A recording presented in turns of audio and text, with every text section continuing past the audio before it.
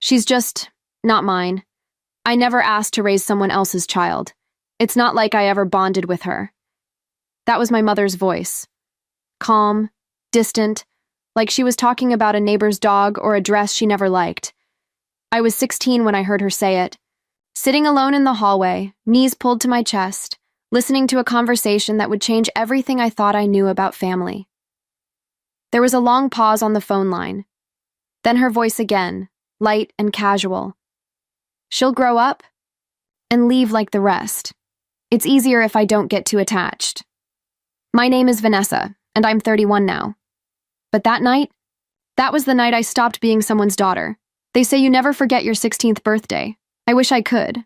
I remember the smell of vanilla frosting, from the cake I baked myself, the streamers I taped to the ceiling, balloons, clinging to the walls like they were trying to escape the silence. I waited and waited. I had sent the invitations. I had even begged my mom to remind people, just in case. She gave me a tired look and muttered, "Don't expect too much, okay?" At the time, I thought she meant well, that she didn't want me to be disappointed. But when the clock hit 7 p.m. and no one had come, not even her, I realized she wasn't trying to protect me from disappointment. She was the disappointment. I sat at the table, a paper crown on my head, pretending the empty chairs were filled. I whispered jokes into the air, laughed at stories I made up just to feel less alone. And when I heard those words from her mouth, "She's just not mine," it didn't sting. It branded me. I didn't cry that night. I didn't scream. I just watched the candles melt down on my untouched cake. Even at 16, I understood something most people never do.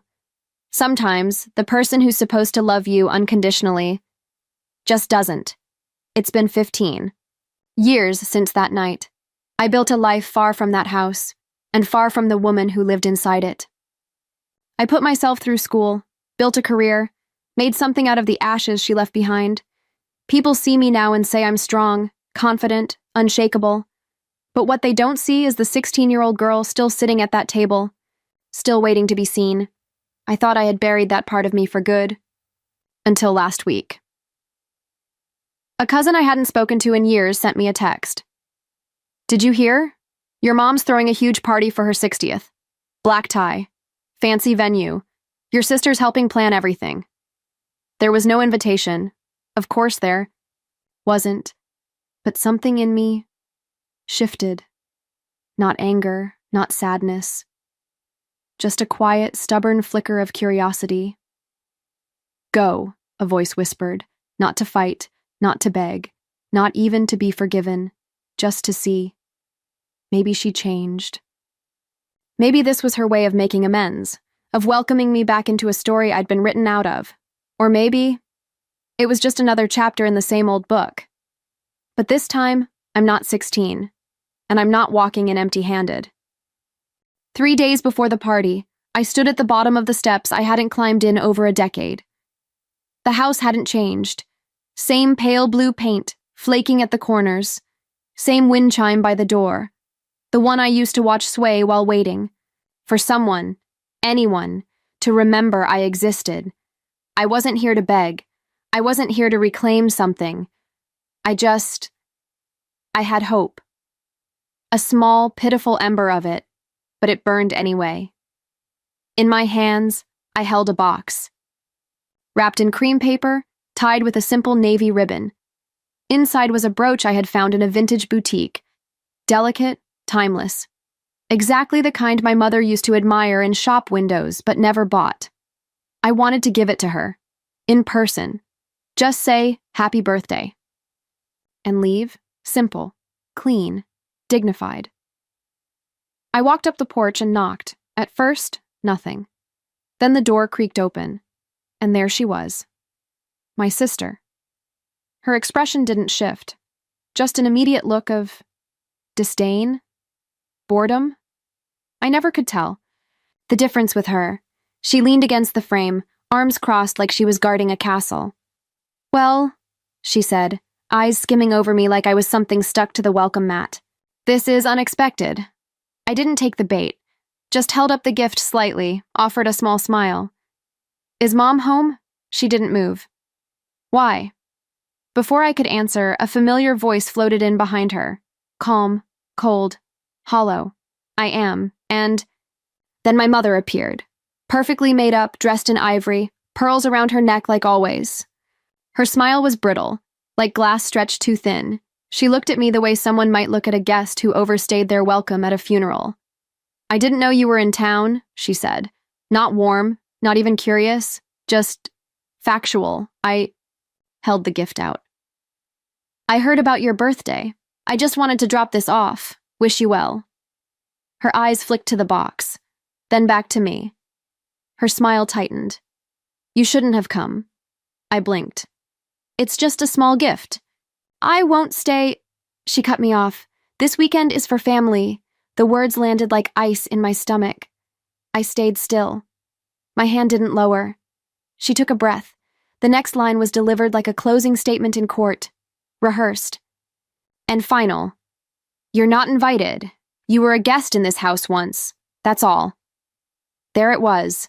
The line between me and them, burned into the ground like a warning sign. I looked at my sister. She didn't flinch. In fact, her lips curled into something between a smile and a sneer. Don't embarrass yourself, she said softly. Just go. No raised voices, no slammed doors, no dramatic scene, just rejection, calmly plated and served, like they'd been waiting years to feed it to me. I stood there for a moment longer, maybe to give them one last chance to take it back, maybe to feel something, but there was nothing left to feel. The door closed, slowly, purposefully. The wind picked up, the ribbon on the box fluttered against my wrist, and just like that I was alone again, like I had been on my 16th birthday. Standing on the outside of a life I was never allowed to be part of, but this time, I didn't cry. I looked at the gift in my hands, then at the house, and I smiled, not out of peace, not out of forgiveness, but because something inside me, something sharp, finally woke up. They thought I was still that girl begging to be loved. They forgot who I became. I turned and walked down those steps one last time, and in that moment, I made a decision. Quiet, clean, and final. If they didn't want me at the party, then they'd just have to celebrate on my terms. I sat in my car for a long time, the gift still in my lap, ribbon fluttering like it was trying to escape the silence. I don't know how long I stared at that door, or how many times I replayed her voice in my head. You were a guest in this house once, not daughter, not family, just a temporary visitor, like I was a stray someone forgot to return. Something inside me cracked, but not in the way it used to. There were no tears this time, no begging the universe for a reason, no collapsing into heartbreak, just stillness. Like the calm before a storm that doesn't just blow in, it chooses its path.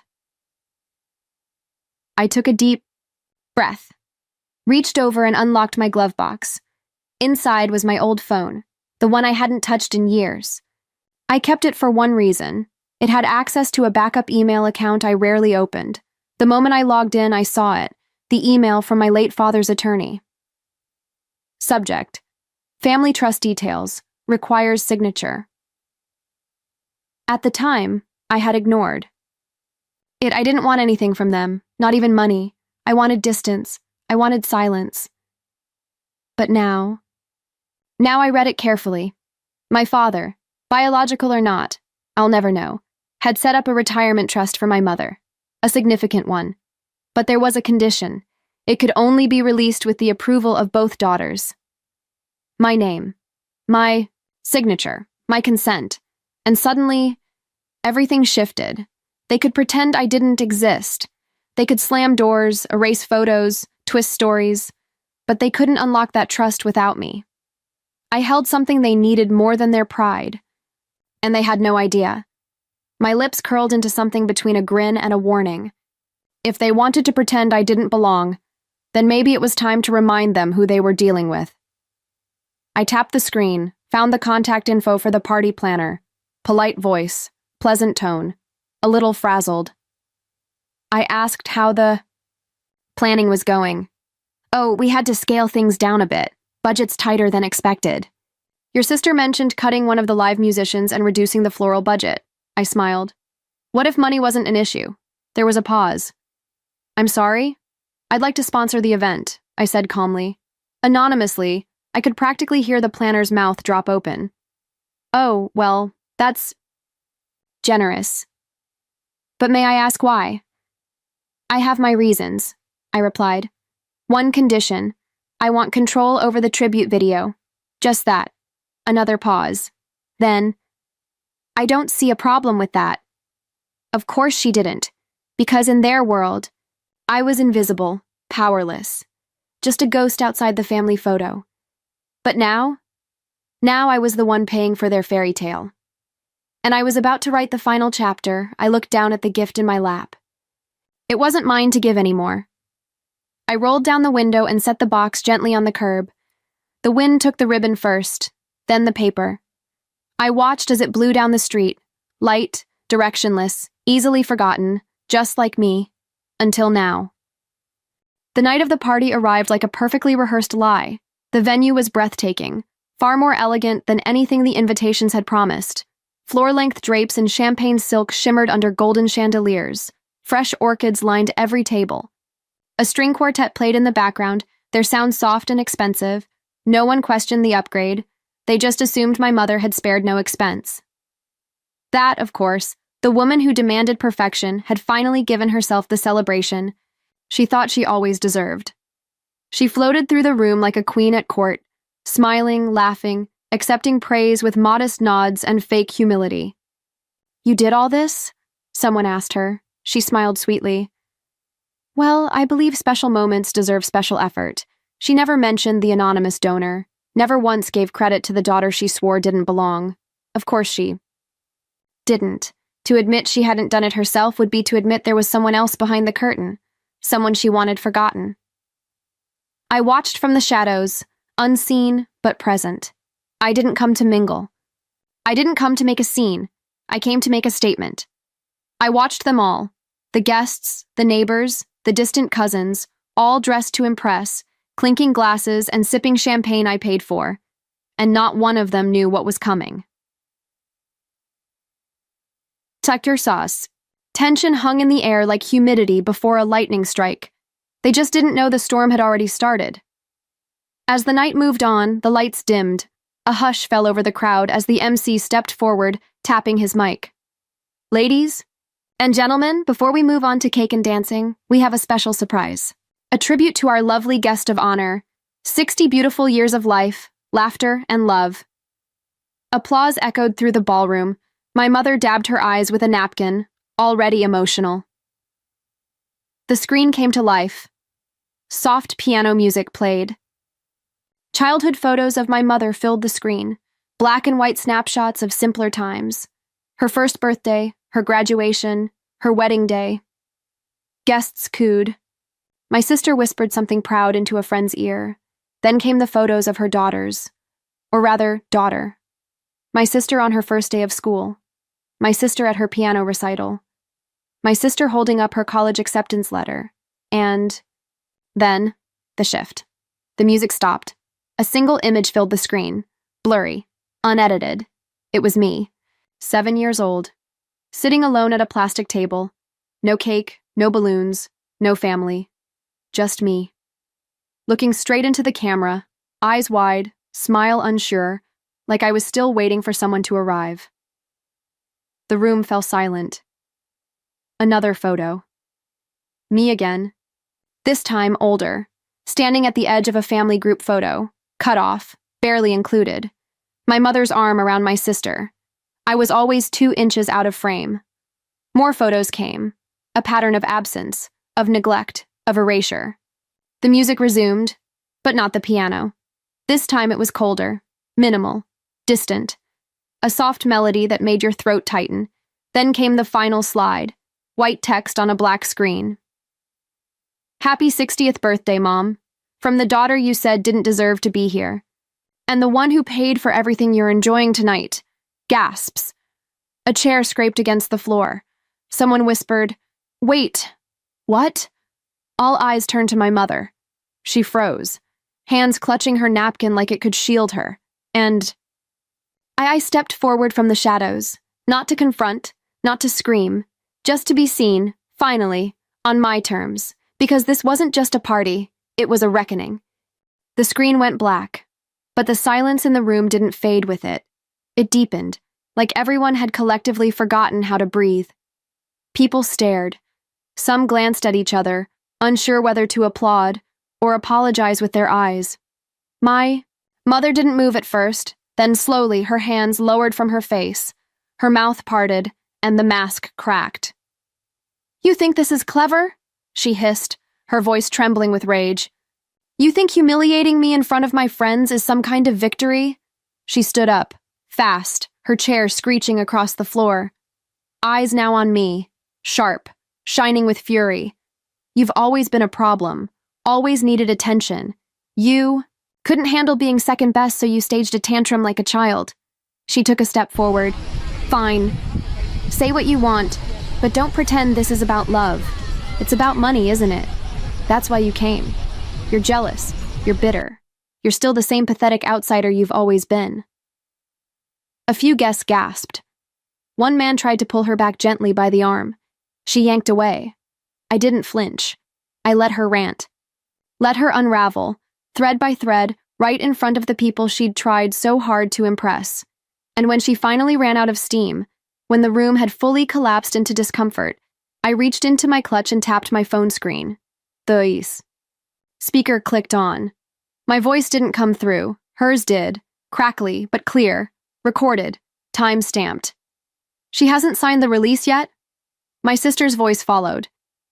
"Not yet, but I think I can get her to." My mother again, low and cold. "If she signs the trust release, we'll finally get the money.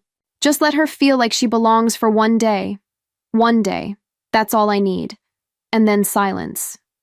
You could hear it, that moment of recognition in her eyes, her own words, her own trap. The crowd turned. Some backed away. Some just stared. The string quartet had stopped playing. One of the servers froze mid-pour with a bottle of champagne. My mother opened her mouth again, but no words came this time. Just panic. I stepped forward. Just enough for my voice to carry. No anger, no shouting, just truth. "You didn't invite me here to celebrate. You used me. You needed something I had. And you thought I was still desperate enough to trade dignity. For crumbs." I looked around, met their eyes, each of them. "But you were wrong." She reached for a response. A comeback. Anything. But by then, the damage was done. She had exposed herself, and all I had done was press play. The room had never been so quiet. No music, no laughter, just the sound of breath being held and reputations unraveling. My mother stood frozen, eyes wild, mouth parted like she still thought she could spin the story back into her favor. But she was out of rope, and everyone knew it. She took a step toward me, voice small now. "Don't do this to me," she whispered, like she was the victim, like all those years of silence, exclusion, erasure, like they were mine to forget just because she was finally the one feeling exposed. I didn't move for a moment, just studied her. Then slowly, I stepped forward and placed the unopened gift box at her feet. Still pristine, still perfect. "Don't worry," I said quietly. "I didn't do this to you." I looked around the room, the guests who had applauded. Her, pitied me, whispered when I showed up. "I gave you the celebration you wanted.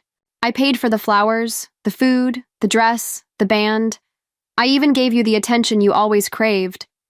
Then I met her eyes again. All I did was remind everyone who really paid for it. And with that, I turned. I didn't need applause. I didn't need revenge. I just needed the door to open this time. And this time, I was the one walking out. The crowd parted like water. No one dared stop me, because for the first time in my life, they finally knew who I was.